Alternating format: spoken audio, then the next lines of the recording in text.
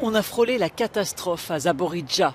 La plus grande centrale nucléaire d'Europe sous occupation russe a été totalement déconnectée du réseau après l'endommagement de lignes électriques. Mais le site, régulièrement bombardé, est toujours en marche car il reste connecté à partir de la centrale thermique voisine qui peut fournir de l'électricité de secours.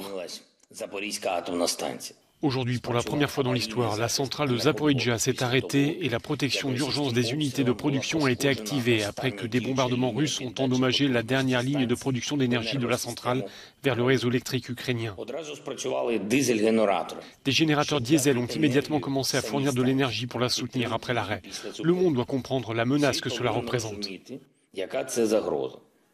Si le générateur diesel n'avait pas été mis en marche, si l'automatisation et le personnel de la centrale n'avaient pas travaillé après la panne, nous serions obligés de surmonter les conséquences d'une urgence radiologique.